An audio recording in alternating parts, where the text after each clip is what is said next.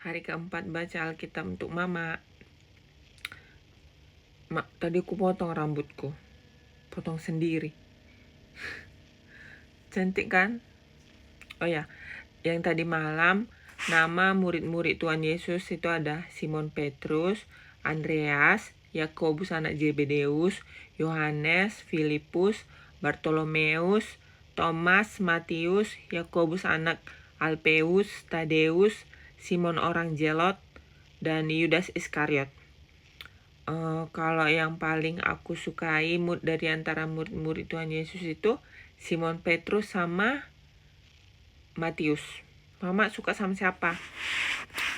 Kalau Mama belum kenal sama mereka, Mama cari aja di Google. Atau Mama tonton series The Chosen. Oke, kita lanjut. Khotbah di bukit, ucapan bahagia. Ini Matius 5 ya, Mak.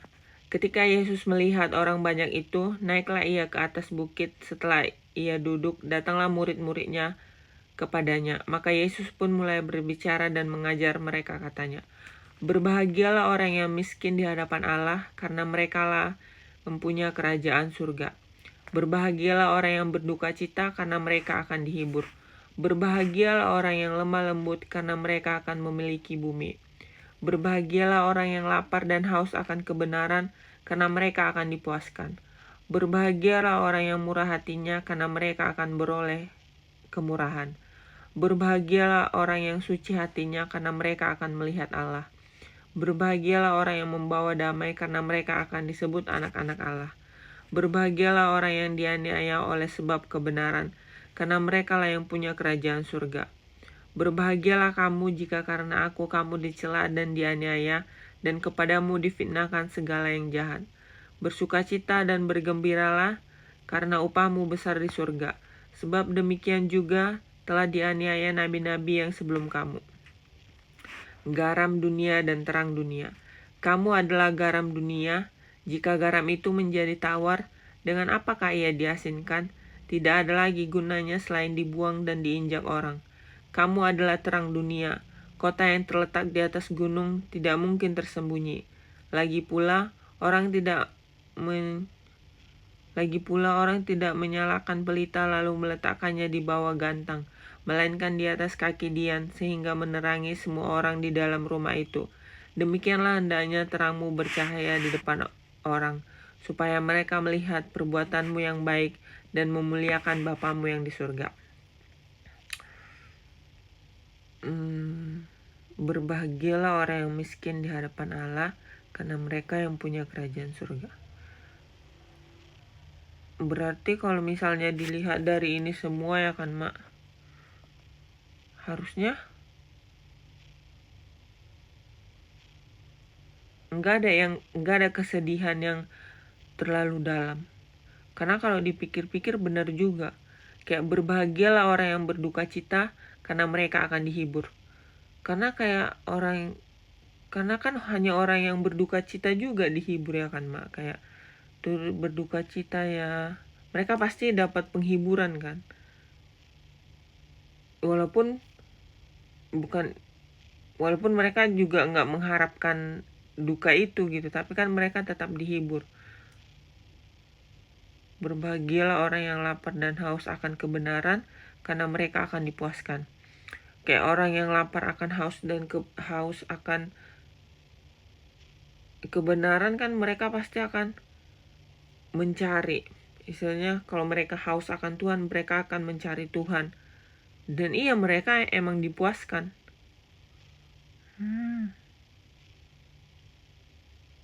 Kamu garam dunia dan terang dunia.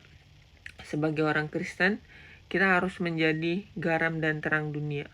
Kalau misalnya terang itu kan, Mak, misalnya dia ada di satu tempat gitu, dia pasti langsung menerangi semua ruangan itu gitu. Terang kan gak cuman menerangi kayak cuman satu orang di depannya gitu, atau 1 meter di depannya. Terang itu langsung menerangi seluruh ruangan. Semoga hidup Mama dan aku bisa menjadi garam dan terang dunia, terkhusus di lingkungan kita. Oke. Yesus dan hukum Taurat. Janganlah kamu menyangka bahwa aku datang untuk meniadakan hukum Taurat atau kitab para nabi. Aku datang bukan untuk meniadakannya, melainkan untuk menggenapinya. Karena aku berkata kepadamu, sesungguhnya selama belum lenyap langit dan bumi ini, satu iota atau satu titik pun tidak akan ditiadakan dari hukum Taurat sebelum semuanya terjadi. Karena itu siapa yang meniadakan salah satu perintah hukum Taurat, sekalipun yang paling kecil, dan mengajarkannya demikian kepada orang lain, ia akan menduduki tempat yang paling rendah di dalam kerajaan surga. Tetapi siapa yang melakukan dan mengajarkan segala perintah-perintah hukum Taurat, ia akan menduduki tempat yang tinggi di atas kerajaan surga. Maka aku berkata kepadamu, jika hidup keagamaanmu tidak lebih benar daripada hidup keagamaan ahli-ahli Taurat dan orang-orang Farisi, sesungguhnya kamu tidak akan masuk ke dalam kerajaan surga. Kamu telah mendengar dan difirmankan kepada nenek moyang kita, jangan membunuh. Siapa yang membunuh harus dihukum. Tetapi aku berkata kepadamu, setiap orang yang marah terhadap saudaranya harus dihukum. Siapa yang berkata kepada saudaranya kafir harus dihadapkan ke mahkamah agama, dan siapa yang berkata jahil harus diserahkan ke dalam neraka yang menyala-nyala. Sebab itu, jika engkau mempersembahkan persembahanmu di atas mezbah dan engkau teringat akan sesuatu yang ada dalam hati saudaramu terhadap engkau, tinggalkanlah persembahanmu di depan mezbah itu dan pergilah berdamai dahulu dengan saudaramu, lalu kembali untuk mempersembahkan persembahanmu itu. Segeralah berdamai dengan lawanmu selama engkau bersama-sama dengan dia di tengah jalan, supaya lawanmu itu jangan menyerahkan engkau kepada hakim, dan hakim itu menyerahkan engkau kepada pembantunya, dan engkau dilemparkan ke dalam penjara. Aku berkata kepadamu, sesungguhnya tidak akan keluar dari sana sebelum engkau membayar hutangmu sampai lunas. Kamu telah mendengar firman jangan berzina, tapi aku berkata kepadamu, setiap orang yang memandang perempuan serta menginginkannya sudah berzina dengan dia di dalam hatinya. Maka jika matamu yang kanan menyesatkan engkau, cungkilah dan buanglah itu, karena lebih baik bagimu jika satu dari anggota tubuhmu binasa, daripada tubuhmu dengan utuh dicampakkan ke dalam neraka. Dan jika tanganmu yang kanan menyesatkan engkau, penggallah dan buanglah itu, karena lebih baik bagimu jika satu dari anggota tubuhmu binasa daripada tubuhmu dengan utuh masuk neraka. Telah difirmankan juga, siapa yang menceraikan istrinya harus memberi surat cerai kepadanya. Tapi aku berkata kepadamu, setiap orang yang menceraikan istrinya kecuali karena zina, yang menjadikan istrinya berzina.